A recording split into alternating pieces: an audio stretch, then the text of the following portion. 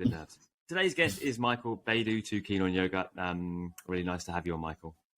Thank you. Like everyone else, we've been watching your Instagram for the last couple of years since the pandemic started, and had a lot of fun and a lot of laughs watching your antics, which is fantastic. Like the most innovative Instagram out there. So thanks for coming on. Thank you. Really appreciate it. It's lovely to meet you. And obviously we met once before at the conference we did, which was which you really shone at, which is funny because looking at your Instagram and looking at your presence at the conference that we did a couple of years ago, you're the newest practitioner probably to Ashtanga of everyone I've interviewed, and certainly everyone on the conference. And to most people, you've done it for a couple of years, and yet you seem to have done it for so long, right? The way that you understand the nuances and the politics of Ashtanga. So I suppose my first question, before I get into the past and how you got into it in the first place, is it's always been on my mind, having not really practiced. I mean, you mentioned you've learnt it online. You see, so it's only more recently you've been to Charles, you've been to see Eddie in Broome Street, and other Charles as well. But how did you pick up these nuances of the Ashtanga politics in the first place when you were only practicing online, right? Yes. So usually what happens was that as I was practicing Ashtanga yoga, I was getting to network and meet more Ashtangis through social media. So from there, They would tell me these nuances that would happen through their experiences through classes or at the shala or the temple. So I would collect these notes and I'm like, this is hilarious, but they didn't know how to express it. So they were like, oh, I go through this from time to time, or my teacher is very strict, so I don't know. Like, I feel nervous doing asanas in class because I feel like my teacher's always watching. So that's always been the thing, that the teachers were very mindful and always aware of the class. So I always found humor in bringing light as a joke, to where it didn't seem so nerve-wracking, but it just made you feel assured that your teacher was always there, making sure you were safe. Yeah, right. So those people just got in touch with you and told you about the things that happened to them. Is that right? Yeah, because I think during that time, during the pandemic, I think we were all trying to find a way to connect with ourselves. And there were different scenarios and whatnot. But overall, it was just being able to find someone who actually practiced Ashtanga yoga. It was so enlightening, because being able to practice on your own is probably one of the most difficult challenges of practicing and maintaining a practice such as Ashtanga. But to be able to connect with people around the world, and then they're sharing stories about their laughter, even online classes as well, too, it was enlightening. Yeah, right. Yeah. Well, that was on my mind, when I was seeing these things and realizing that, from your own admittance that you were just, new at it and had learnt it, online. How does he know all this stuff, right? And also, I suppose, being the outsider, like you didn't have anything attached to it, and it was easy to see these things from the outside and just see, well, a lot of the time, how ridiculous a lot of these behaviors are, right? And just be able to make light of them in the most positive sense. So it's not like a kind of, it doesn't need to be one way or the other, critical or in agreement. No. Just like, this is kind of funny, and, like you can see the good and the kind of hilarity, in these particular kind of, let's say, politics or dynamics. But, let's rewind now and do the obvious thing and ask you, how you got into it, at the start of the pandemic. Because you've got an interesting story there. Yes. So pretty much it all started while I was in class, and my sensei had shown me a video. Pretty much it was like a quick documentary on a practitioner performing asanas from Ashtanga yoga. And now at first I was in Jiu Jitsu martial arts class, and to me it was like, okay, what is this? This looks weird. It feels like an acrobatic show of this guy putting his leg over his head and whatnot. And he said, this is what I practice 6 days a week, and I've been practicing this for 5 years. And I found it to be kind of weird at first, but then I was like, if he's practicing this, I'm kind of curious about it now, because I want to know why a black belt of 10, 20 years of martial arts would want to learn Ashtanga yoga and to practice with it continuously. So he then recommended me to then begin using sun salutations, practice about 5 times within a day and whatnot, and then get back to him from time to time. Now, luckily, this happened earlier within the year when the pandemic had first came in. So I was getting into it, started to understand and see, like, okay, where is this going to fit within my life? Once the pandemic had hit and I couldn't do jiu-jitsu anymore, that's when I was like, okay, like, I guess it's down to me and Ashtanga yoga. Let me try this thing out, see how it goes and whatnot. So I started first 2 weeks. You started before the pandemic slightly. I started slightly. I wasn't as consistent. So I didn't count Yeah. it, like, officially. But I counted it officially when my sensei said, okay, if we're serious about this, let's wake up 5 o'clock in the morning each day and let's notify each other, hey, we're going to practice, and when we're done with our practice. Sort of like an accountability system. So we woke up 5 a.m. starting Monday, and then I did it, and I was like, okay, this is not bad. It's just sun citations. Like, what more can it do? So that was what my sensei then said after 2 weeks. He said, okay, now add the standing series. So that's when he sent me my first video to watch. And that was from Dave Swenson. Dave Swenson's first flow video for primary series. So that was the video that I would use to watch the whole practice and to follow him step by step. So I was like, okay, this guy is going to be my teacher until I actually get a teacher. But this is how I'm going to get familiar with the practice, with the asanas, with the vinyasas as well, too. So after a while, my sensei started to realize that, okay, Michael's really serious with this because he's actually doing this 6 days a week. He's following everything I'm telling him. He's waking up at 5 a.m. That's when he recommended me to my first teacher, which was with Jeffrey Villanueva and Guy Donahay. So at the time, Guy still had the Shala available, but I still wasn't familiar with the Shala rules. So I had only been there once to meet with Guy, and Guy walked me through the first sun citations, the few of the standing sequences, and some of the finishing. But after meeting with Guy gave me the sense of I had to work and show my true passion through the practice and not with my words. And that's the one thing I admired most about Guy as my initial teacher, was that the proof was in the pudding. And he was measuring me based off consistency. Does this guy, is he going to show up tomorrow to practice? Or is he just coming in to say, okay, I'm here to try yoga and I'm never going to come here again? So I made it my first mission, which was where the humor come in, was like, I wanted to make Guy smile. That was the first mission. I was like, this guy was very strict. That's definitely a mission. Yeah. He does it. He doesn't smile often. Yeah, making him smile is a very it's a very joyous thing. I think I've done it once or twice on the podcast that we've done.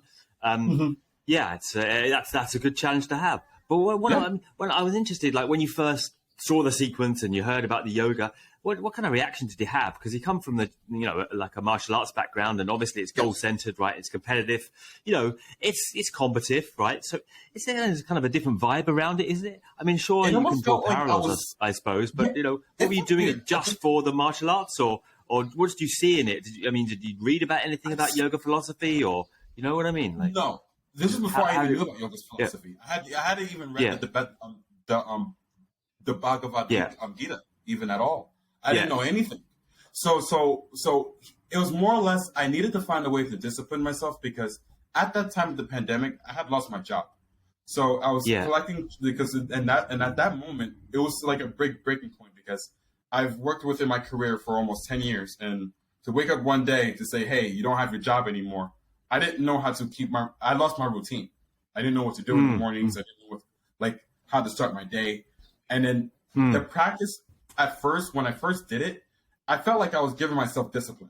Like it felt weird at first, honestly, Adam. Like it felt like I was like, why? I felt like a kid who got in trouble, and it was like, go sit and stay in downward dog for 5 breaths. And I kept asking myself, why am I doing this? Like, this seems like self punishment. But after a while, I was like, you know what? This stops me from getting myself in trouble. So if this is going to make me more focused within my future, my strategy, then why not? Why not give a little self discipline to help motivate myself for bigger goals? And that's what happened. So I got addicted to that yoga high, where I started to see more than what I saw within the situation. It wasn't much of like, oh, I lost my job, it's the end of the world. But it was more like, okay, this is where we are right now. These are our options, and this is what we could plan ahead with. Right now, we're still getting some sort of money or passive income from this spot. We still have yoga. We can keep ourselves in shape. Let's keep our body in shape so we can think better. First thing to keep in mind was mental health, which is a big aspect to me nowadays. Yeah. So you were able to kind of get up in the morning and you had something to do and you had a focus, and that kind of saw you through that, what is a really difficult period, because you mentioned, I often, as I always say, listen to Harmony's podcasts. Thank you, Harmony, if you're listening.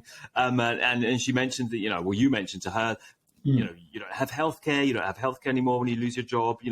At that time in the pandemic, there was a lot of uncertainty as to whether, what was going to happen, whether you would get, I mean, like now, currently it seems like there's more options again. But at the time it was like, well, what do we do? Oh, yeah. I mean, I was the same. It was like they cancelled from one day to the next. They said, okay, the studio you've taught in for, probably almost 10 years. That's, we're not doing that. That's shutting that. We had to shut that. Right.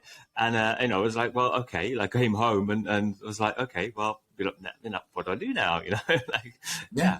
So it was like it was a period when really, we were up against the wall, and to use a practice which still gave you a reason to get out of bed in the morning, rather, as you mentioned, to get yourself in trouble. And I always felt that was I feel the same. I think that's a great analogy. Is that it basically just keeps you out of trouble, right? It keeps you going to bed early. It keeps you going to bed early, not drinking, not eating rubbish. Like not just staying out and doing other stuff. And that was really the main thing for Ashtanga for me for years. It's just like it was keeping me from doing loads of stuff that just wasn't helpful. Whether the Ashtanga itself was helpful, well, that's another story, like, but at least it was keeping me, like sometimes you just don't know, right? Like, but it was keeping me out of doing loads of destructive things that really weren't helpful in my life. Yeah, no, and you're absolutely right with that, because 8 a.m. It was weird for me to actually like shift myself to sleeping around like 8 to 9 p.m. at night, just to wake up at 5 o'clock in the morning.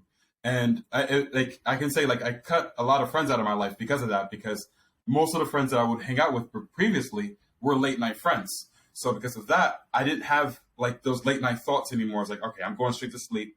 But then the benefit of waking up in the morning was that I realized that I have much more time in the world than I thought. And that's because I'm waking up instantly to like 8 o'clock, rushing to work, finishing work, and then like going home, doing other things, feeling overwhelmed. But when you wake up at 5 o'clock, there's so much beauty behind it, where you feel like, okay, I got 2 hours to do anything that I want. Here's my chance to do it now. I've already done my yoga. I feel great. Now I can think better. Now I can do my day. I feel like a superhuman. But I think the hardest part about Ashtanga yoga is getting that consistency going. Because at first you do it, it feels great, but then you're like, okay, now I have to tell myself. And it's something you have to tell yourself. No one can really convert you to doing it. Your teacher can't convert you to do it. Your friends, your family can't. It's something that you have to really believe and say, you know what, I want to stay committed to this because I want to see an improvement within this current situation that I'm seeing within my life. If you don't like the situation that you're in, you have to commit to some action in order to see some change. And for me, Ashtanga yoga was that change to flip me from that state where I was in anxiety, not knowing what to do, not having health care, not having a job, not being able to make sustainable financial income. But it gave me a clearer mind to where I can think on a bigger scale to where I can prepare my life better throughout this pandemic. Because at the time you were saying you were collecting welfare, or we call the dole in England. So you were, you were on benefit, right? I mean, that's, So, I mean, there was so much uncertainty and insecurity in your life. Which is, and you faced it through this practice and through really, I mean, what I didn't realize at the time, and probably no one did, is with your reels and the humor that you were putting out there, it was an attempt to connect with other people in the community, which is, a fantastic thing to do with all this anxiety and uncertainty, to flip it round in a positive manner where it could easily become a rather kind of introverted, kind of worry and worry mind. And you kind of went the other way and trying to spread it outwards and connect with other people, which is, I think, a lesson, an inspiring lesson for everyone. But I mean, generally listening to your background, you've got an incredibly inspiring background in the first place, in which discipline, was always there.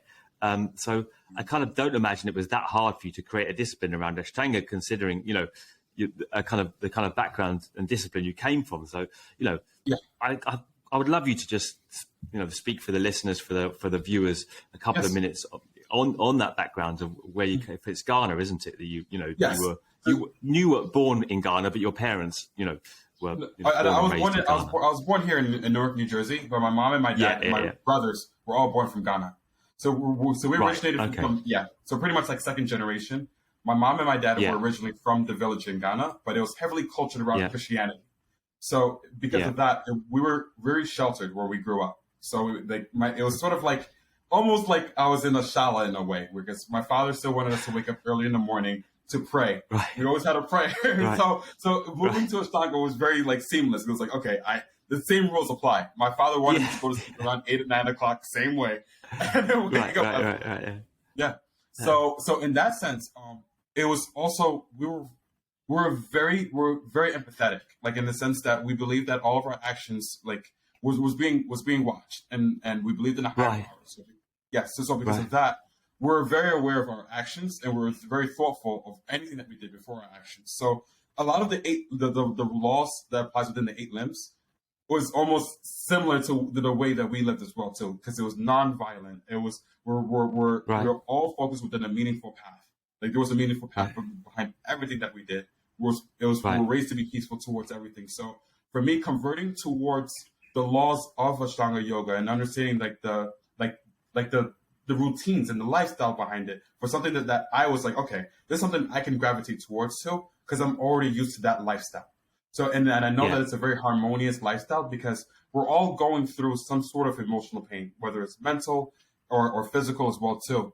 But the practice and the community behind Ashtanga yoga is a sense of healing. And that's the reason why that it brings so much people together and it's able to connect so many people together. So even when you're in a shala, when you're in the temple and you're doing an opening prayer with everyone and you're practicing with everyone, though you may not know everyone, you can still connect with them in spirit and you can feel the strength of the practice when everyone is around.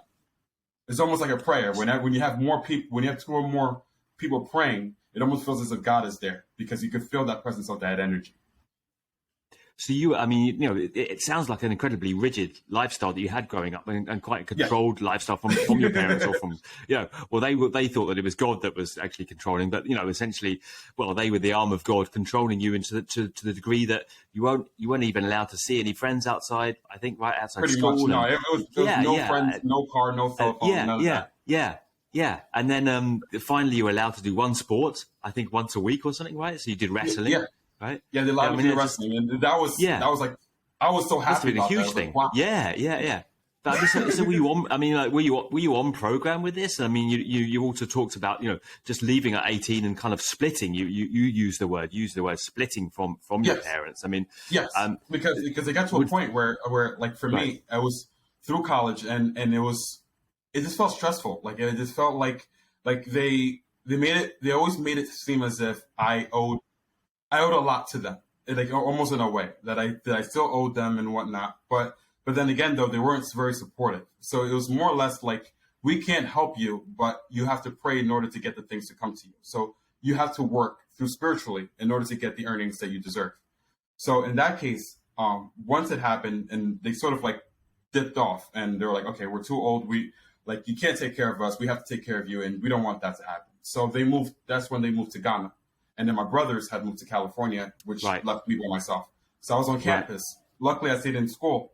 And within that campus, I was able to stay in housing. So from there, it was more or less like, okay, I have to learn how to take care of myself. But I didn't want to be too free, because I know with freedom and not having a plan behind it, you can go to where you can become lost. And that's where I started to learn a lot about psychology, because I wanted to understand how to think, what to think, how to understand how people can communicate as well too, and how to understand the world.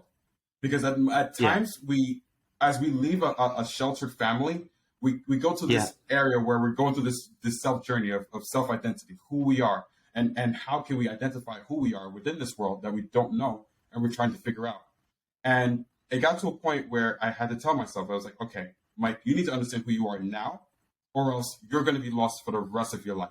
And I knew that I was always a community person. I always liked spirituality. I like diplomatic people.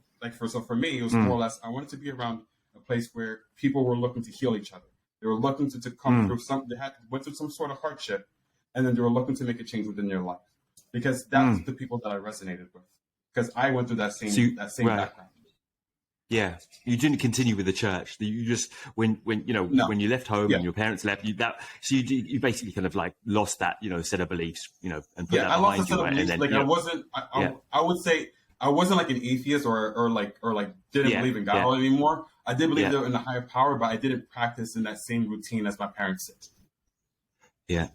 Because And then you kind of spend a load of time kind of looking for mentors, right, outside that, because you were completely on your own. I mean, and anyone who's had that, any kind of experience like that will resonate with that sense of, personal autonomy, which is overwhelming, especially when you've had utter control. To go to a potential utter freedom must have felt like absolute, excuse my French, head fuck. No. Totally, you're right. Because the reason being is because I grew up in a sheltered family because I didn't have friends. Most of the visitors that came to that house were people that were older. So from there, Right. as a little kid, you're monitoring the actions of older people and seeing what lifestyle they're living, and then you're critiquing: is this the lifestyle that I want to live? So as I got older, I was like, okay, I'm going to still apply the same technique because I didn't really resonate with friends because my father and my mom always told me what I should be doing in the future. And because most of the friends that I hung around with weren't focused on the future as much as my parents wanted me to be, I didn't connect with them properly. So because of that, I spent more time with older people, with older men, getting to understand how their lifestyles was, how a man is personified within this society, within this realm, and then learning from their errors or even learning from their successes where I should gear myself. And I learned that the majority of the men who had failed was because they didn't have some sort of discipline or holding themselves back from that action that they did that destroyed their lives or ruined the state that they were in before.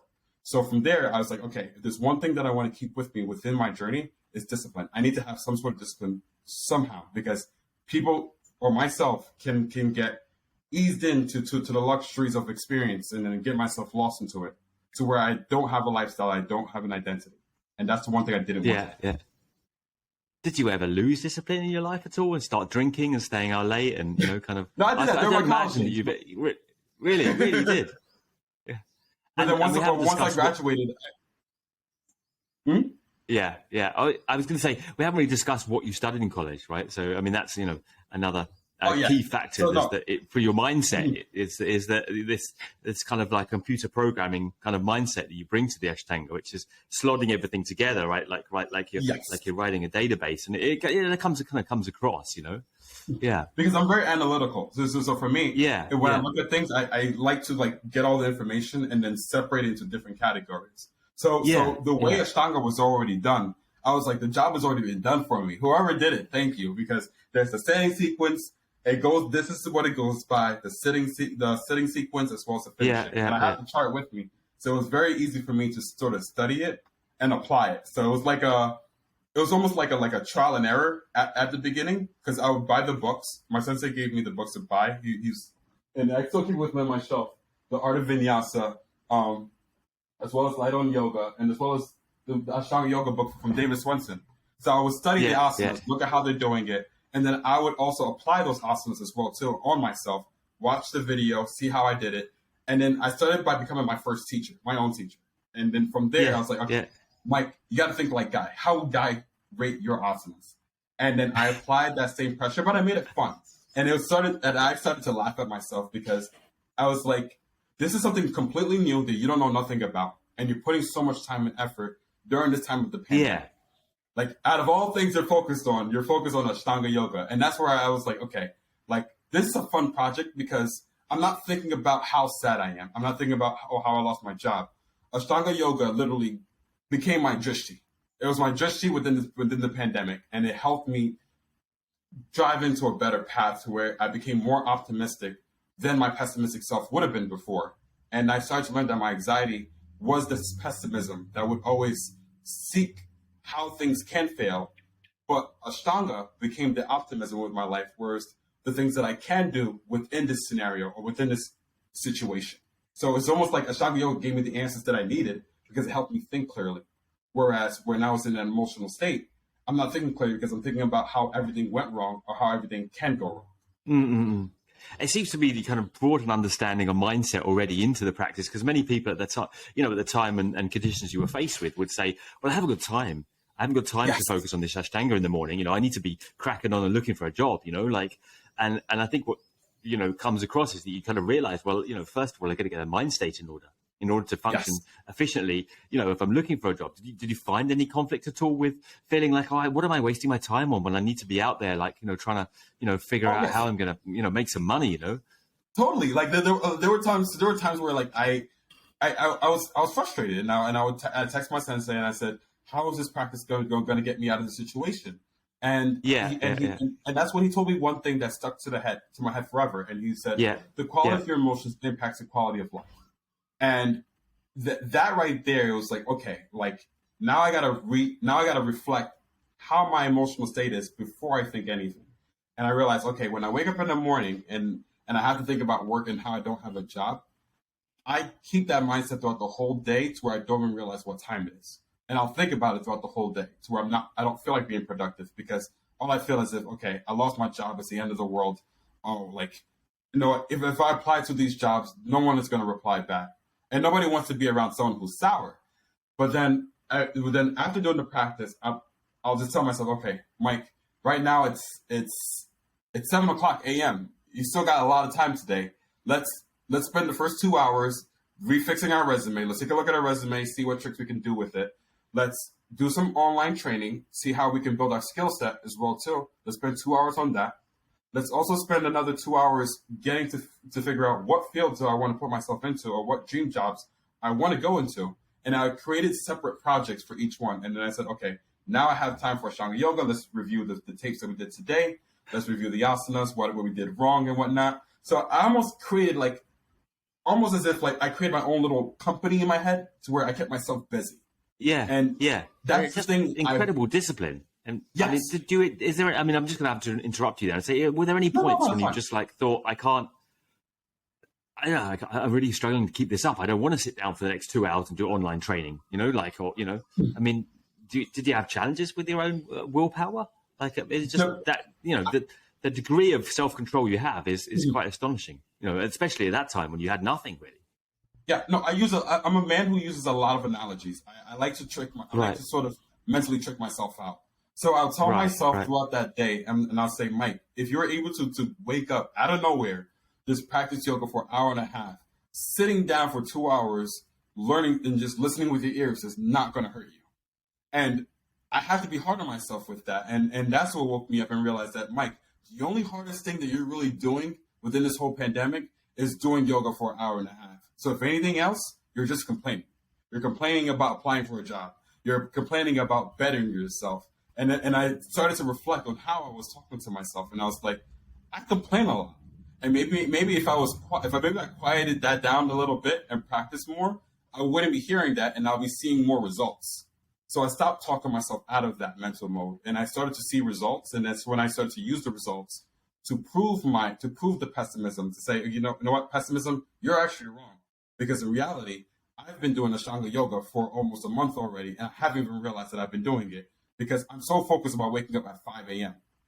That's all I'm really focused on. So within that day, the moment it hits 8 a.m., I'm going to sleep. Text messages, whether it's from friends, let's go out.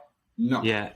Hey, I'm going to sleep because I got to wake up. My sensei is expecting me 5 a.m. and I'm shooting him a text saying good morning.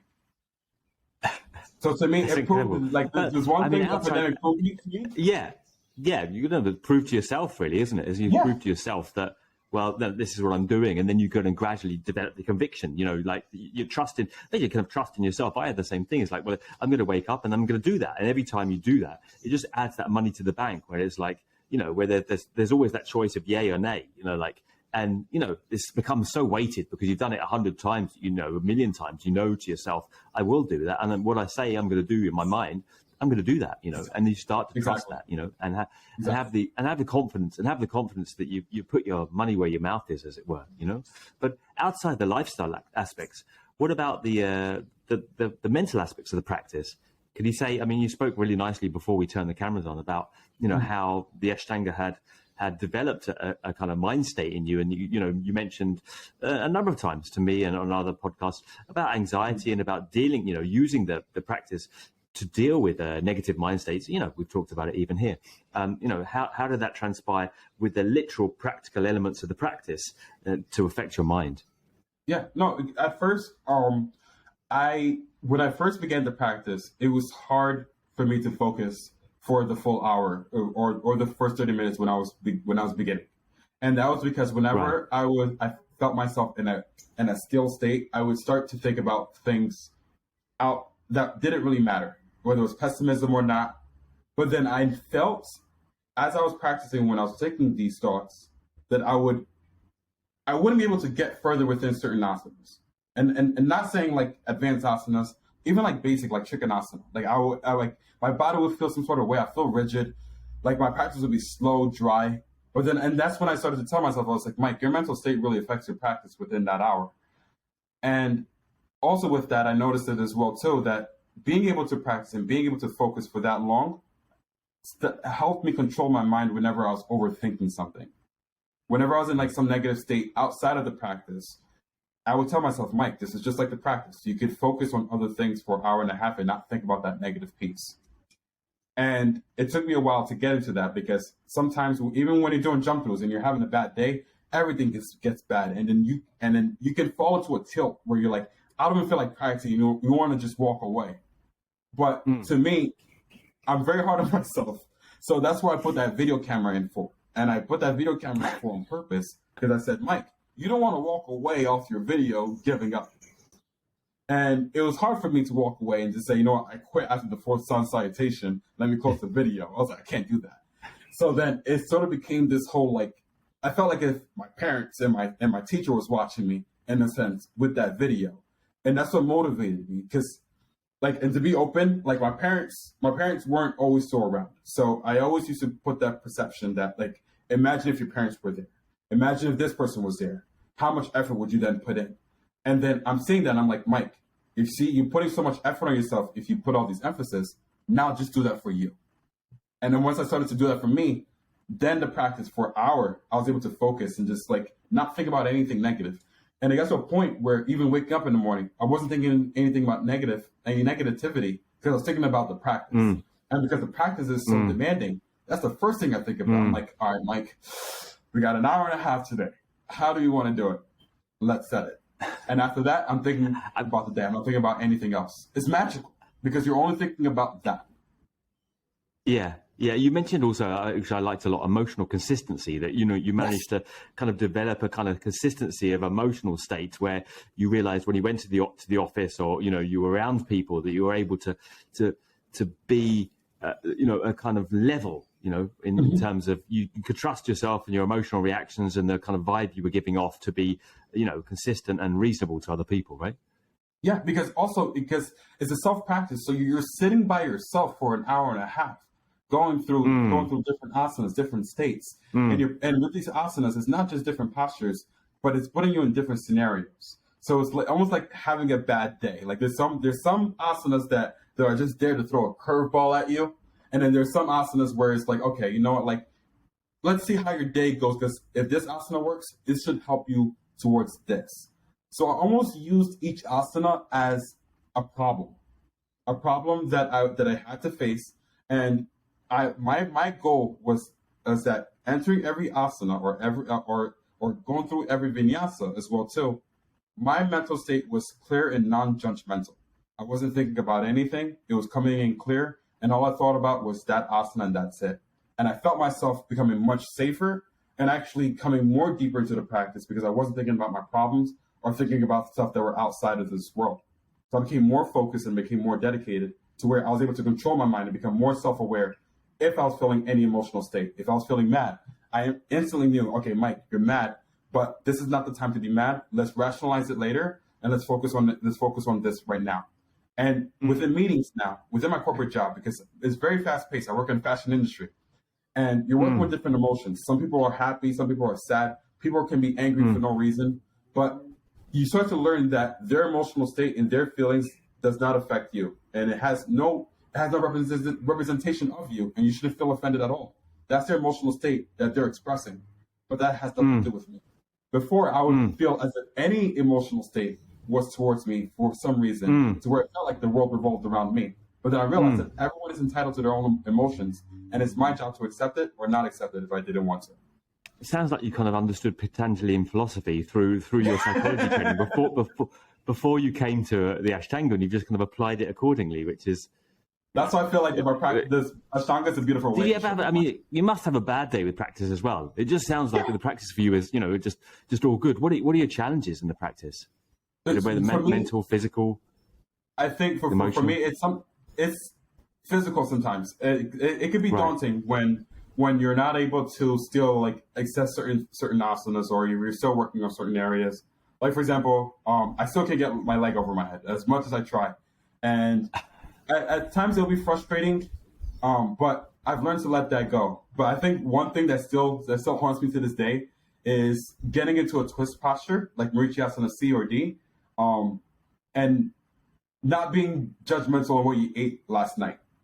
I would normally feel guilty, and then I would get into this self anger at myself. I'm like, Mike, you should have ate that burger last night, or Mike, you shouldn't have ate those fries last night, and that's why you can't fit into that posture today. And now Eddie's looking at you today, and now you look like a fool. And that's the conversation I have in my head.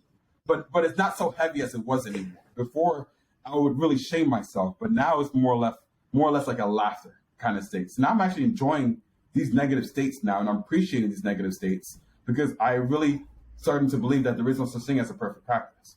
I shouldn't have a perfect practice, and I tell myself now constantly every day, and it makes me feel better because now it's a goal that I'll always hit because I know in my mind I'll never have the perfect practice, so I'm happy that I'm hitting these goals. So, since practicing online, first of all, are you going to Eddie in person now? What's been your trajectory over the last couple of years with the Ashtanga? Like, as I understood, it's like I made the complete shift. I told myself I wanted to go to a shala, and I signed up for Eddie. So now I practice at Eddie's place now about 5-6 times a week, and it's been pretty good. I would say I prefer the shala experience more than practicing at home. So I now understand the reasons why people were going through a lot in the pandemic. Imagine practicing in the shala for 10 years and then being told, hey, you can't practice at the shala anymore because of this pandemic, and now you have to practice at home. And your home is probably chaotic. You may have kids, you may have like issues at home, and that shala was your place to go to have those 2 hours to yourself, and now you can't have that.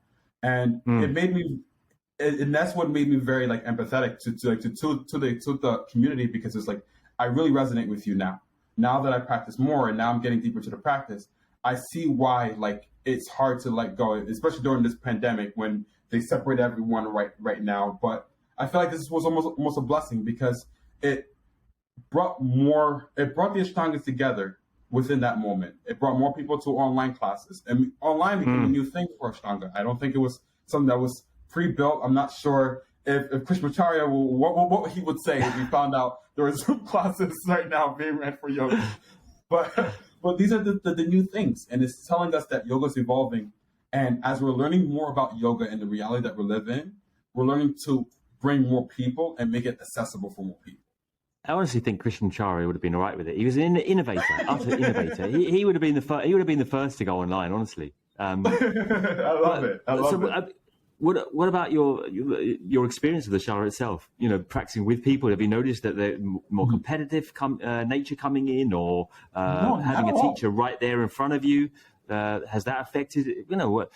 What changes have you noticed in the way that you adopt and approach the practice? None, or is it completely the same? No, it's actually been better. I actually like the shala. The shala has such like a peaceful experience. Like meeting with everyone. Everyone is so warm-hearted. They're so welcoming. Like I honestly feel more welcomed in the temple than I do within my own jiu-jitsu like dojo, which is weird. Right. Because like I wake up to this. Like it's like this is something I want to wake up to. I wake up 5 a.m. just to go to the temple, just to meet with Eddie. And it doesn't feel like I'm in like boot camp or whatnot. Like I just feel like it's another day in the office. Like I'm just coming by, saying hi to everyone, doing my practice for an hour and a half, and then getting my coffee and then starting my day. Going to work, doing my jiu-jitsu, and then call it a night after. But it's been so it's like clockwork now. Like if anything, I would recommend people to go to a shala. Like our class today was jam-packed. And that's the amount of people who love that shala experience. And I love it myself. So highly recommend. Highly, highly recommend. What does your day look like now? I mean, you've got a new job. I mean, you took a break from social media for a while, right? I didn't see you for a while. And I think you went back home to Ghana for a while, right? And then you popped up more recently, and you're in this. No, you didn't. Well, tell me where you went, and then what you're kind of doing now, because you've got a really interesting work now, and you've been all over the world, and it looks like things are going well for you. Yeah, no, totally. So basically what happened was that I was shifting career roles. I was looking for a career that I can actually stay in, and I wanted to maintain a consistent lifestyle to where I could implement yoga and jiu-jitsu as well too. That was the big goal. So I was switching between jobs, and then I came across this company called Reformation, and it was a remote job, and pretty much I'll be able to sort of travel around to help build stores. So from there, I worked there, and I was like, okay, I want to stay with this company, but I want to take time off social media. I want to like do yoga and jiu-jitsu by myself without social media, because I wanted to prove to myself that indeed this practice wasn't something that I was doing for like engagement or like likes and whatnot. This was something that I was really doing for myself. So I totally told myself, I was like, Mike, I'm going to disconnect from social media and just get this lifestyle going right now. Wake up in the morning, do yoga, go to work for a few hours, and then after that, do jiu-jitsu, call it a night. And I did it consistently. So from there, I was like, okay, Mike, I've officially proven to myself that indeed, I'm not doing it for anyone other than myself. So I felt proud to come back, and best of all, I came back starting at the temple with Eddie. So I started going to the temple every morning, and now that Eddie's opened up the time even earlier to 7 to 10, like it's a dream come true. Because now my schedule is I wake up at 5 a.m. I get ready, I leave the house at 6, I get to the temple at 7, I practice from 7 to like 9:30, 10ish. Then I get my cup of coffee, tea. Then I go to work. After work, I do jiu-jitsu, and then I go to sleep. You go into an office. You go in an office as well, or are you coming home and working, or sometimes I work from home, or sometimes I work in the office in New York. Right. And you're traveling around still and opening these different stores in different places, right? Yes. Yeah. Actually, soon I'm heading over to the UK again, so I'm going to visit Hamish. Yeah. I was going to say, how was London? How was London? Did you enjoy it? Yeah, I loved it. It's probably one of my best trips. Yeah, I was there for a month. Right. Really? So what do you like about it? I loved it. To me, it was more or less the people and the culture, because they're very diverse, and like it's almost as if like everyone is very together. They just want to have a good time, and they're very peaceful now going. So for me, it was more or less like, okay, like this is not like America. It's not like the States where people were still going through like issues and they're setting boundaries because of the media and the news and whatnot. Like in the UK, it almost feels like everyone is just trying to work together.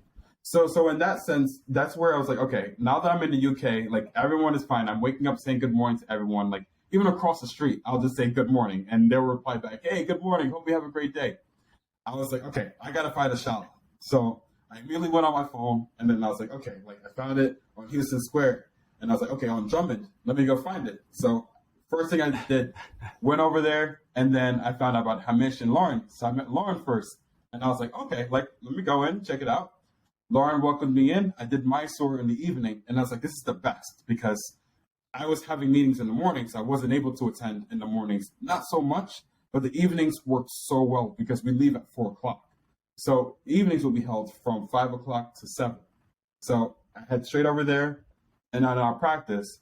But some of the things, but I kind of felt bad because I noticed that they weren't getting much profit, like they weren't and whatnot. So I actually forked over more money. I gave them 20 pounds because I love the support. And to me, my focus is more or less bringing the community together. So I remember Lauren telling me like, this is too much. Like you can just pay for another, this pays for another class. And I said like, no, because this is not how the teachers should be paid. The teachers should be paid a lot more because you're providing more than just a led class. You're also providing the Mysore. You're providing the assistance. You're also providing the advice from the years of experience that you've been studying this practice for.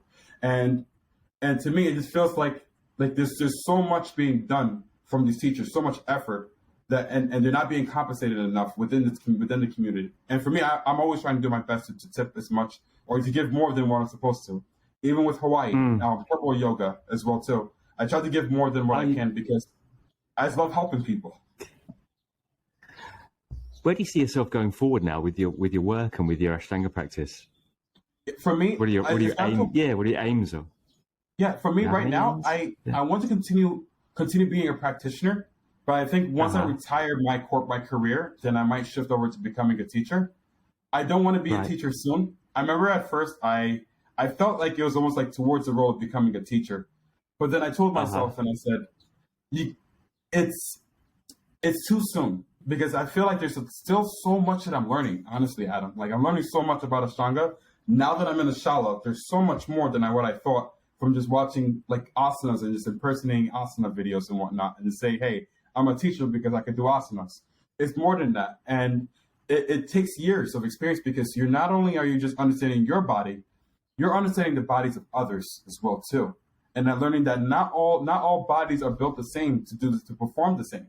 And that you need that one needs to pick up the experience of understanding those body types and how to advise those body types into entering an alternative or even a variation style of those asanas that they're supposed to perform.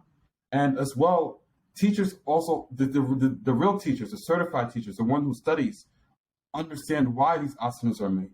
And that's one thing that I've always asked people is why is this asana there? And I always ask them that as a trick question, because for me, a true practitioner will know why I'm doing trikonasana, will know why this asana is there before this asana, or why this will lead towards this. So for me, being able to talk to someone who's very philosophical, very knowledgeable behind the practice that I do every day is valuable. And that's why I feel like they deserve a lot more than what they may receive within a normal day. It's a lot more than they deserve. What are the qualities of a good teacher for you? For me, qualities of a good teacher, it's knowledge, level of knowledge and experience. For me, it makes it realistic for me to commit to a practice when I know that my teacher is also practicing the same practice as myself. Only in a sense that there's a sense of connection. You can understand the struggles. Like, for example, if someone is new into practicing Ashtanga yoga and the teacher's never practiced Ashtanga yoga, the first things that may come to mind is, okay, this practice is rigorous, like it's too much. But if the teacher's never practiced it, you can't share experience. You can't share false experience or take an experience from someone else and claim it to be yours. Because then you're falsifying your practice towards someone who wants to learn practice. So for me, knowledge is most important in experience. Another thing that comes in as well too is consistency. Because if you truly believe in your practice, you're consistent with it. You're disciplined to it. You're pretty much married to it. Like for me, it's gotten to a point where I can't practice any other style of yoga. Like I look at vinyasa class, I look at 30-minute, 15. I'm like, I can't do that. I can't cheat myself. I'm not going to do it. Like I'm strict to my sun citations, 5A, 5B, standing, sitting, whatnot. I feel bad even when I do 3 sun citation A, Adam. I feel bad because my sensei is like, we don't do 3. What about how it's affected your jiu-jitsu? Has it changed your style of jiu-jitsu? Or has it helped on a kind of mental level and on a physical level? Has it helped your flexibility and your training in jiu-jitsu? Has it altered your mentality towards the competitions? How does it help that? I would say all the above. I'll start first on the emotional scale. On the emotional scale, in the sense that when you're practicing yoga and for the first time, you're learning to fail a lot.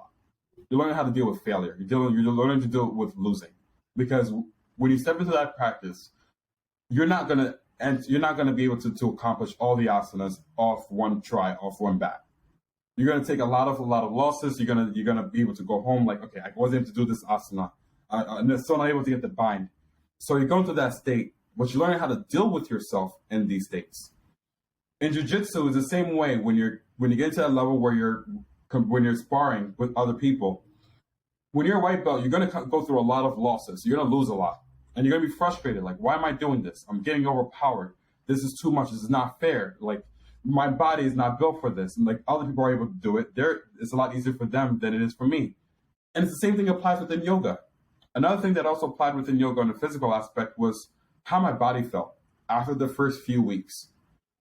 Within jiu-jitsu, you feel sore because you feel like your body's battered and bruised. It's like, your body's not used to it. So it's like, what's going on? There's so much being active and whatnot. I'm in a sore state right now.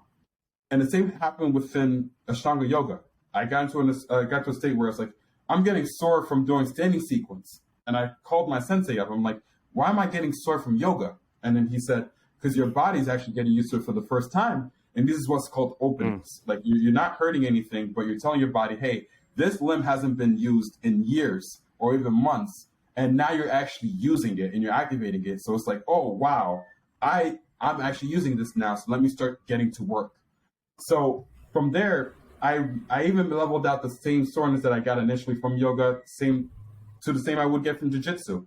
But now to the point where like, the soreness is gone. Like I don't get that soreness anymore because it's been consistent. It's been within my head, but I'm not forcing myself. And there's a difference because There are some practitioners that may have said that, oh, like this practice is not for me because I injured myself through it. But then you also have to realize what mental state were you in, or what teacher forced you to get to that mental state to where you push yourself more than 100% than what you're supposed to. Because the same thing applies within jiu-jitsu. You need to be careful. You're responsible for your body.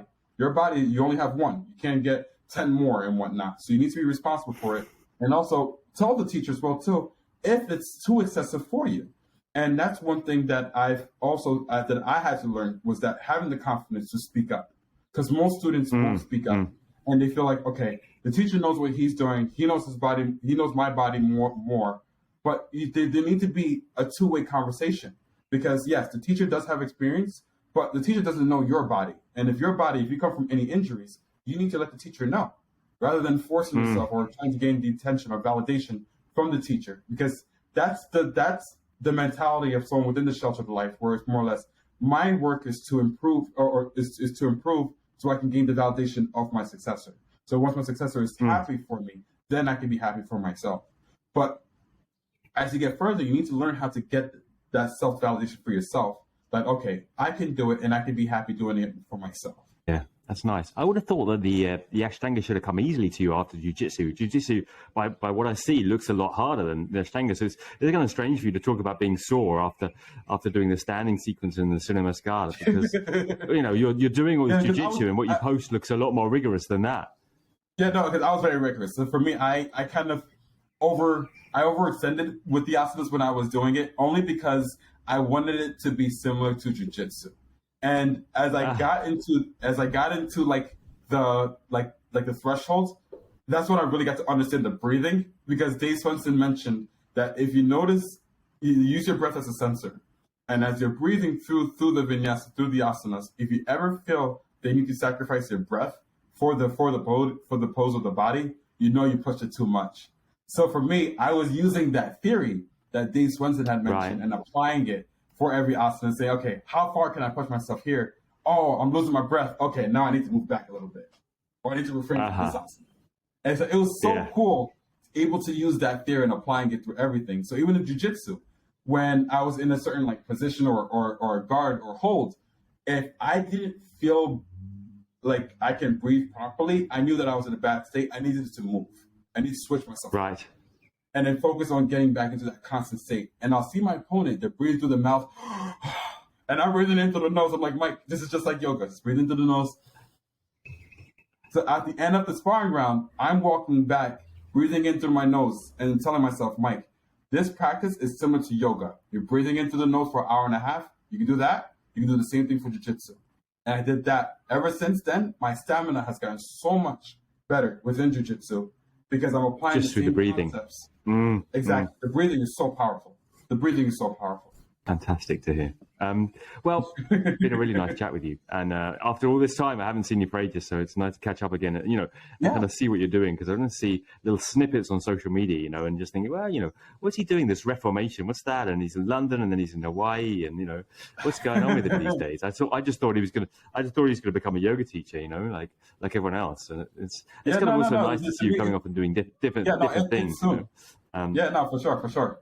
Well, I always wrap it up. And I'm kind of curious with you as well to ask these questions. You might not know it's coming, or you might. Give me a guilty pleasure, like something you just take pleasure in. Like a fun thing in the day. Don't look nervous. And I know you don't have any guilt. And or maybe you have loads of guilt from your background. And inspiration, something that's inspiring for you. That like something which keeps you motivated and going when you find things are hard. Eh? Yeah, for me, my guilty pleasure is eating. Like whenever I kind of order like yeah, I'm a foodie guy. So when I eat. Sometimes we'll spend a little too much, and I gotta tell myself, like, Mike, remember, we gotta go to sleep at 8:00. so no late night dinners. So for me, it's more or less eating is my guilty pleasure. And for me, my inspiration. Food? My favorite food? Oh, I'm a big pasta guy. For me, if anything with pasta and rice. Right. I'm in love. I could eat for days. Just by itself. I'll go vegan if it was just pasta and rice. Right. Where do you like in London? Anywhere that you like to eat in London? Oh, in London, I I'm weird. So I found myself loving this one spot for pho. It's this Vietnamese soup. And I just couldn't stop going. So like every day I would go to pho, and there's a spot called pho. Stop by, get myself some soup. Yeah, it's a chain, I think, isn't it? Yeah. Right. And the inspiration? Inspiration, I would have to say my sensei for my jiu-jitsu gym, only in the sense that for me, he doesn't have a community to practice his Ashtanga yoga, but the fact that he has so much self-discipline for himself to practice Ashtanga yoga by himself for 2 hours and a half, because he practices primary and intermediate without letting anybody know within the world, I highly commend it. And for me, I told myself, if someone at the age of 43 of my sensei is able to wake up every morning to do this, he's a family, he's a father figure, he's a married man with a family of 2, and he's able to handle all of that, plus his practice, plus own a jiu-jitsu gym. I have no excuse to wake up 5 a.m. just to do Ashtanga by itself. And for me, it was like, there's more, the more I keep reflecting about the problems that I have within this world, the more I become closed-minded. But the more I started to listen to more people's stories, I started to realize that my problems weren't as big as what I thought. And it was me that made my problems as big as what it was. And by taking action, I realized that my problems weren't that big. And it was just, I spent more time overthinking, where my drishti or my focus could have been on something else. So I feel like right now I've wasted so much time thinking about things that would have never happened again. And now I'm able to focus on things that I want to do. My mind is more clear and I'm more optimistic because I'm not thinking about not making a mistake again. Yeah, that's been an incredibly inspiring and an optimistic podcast. So, and chat, I really thank you for taking the time to come on. Appreciate that. Lovely to see you. It's an honor, honestly. Right. Thank you for having Cheers. me.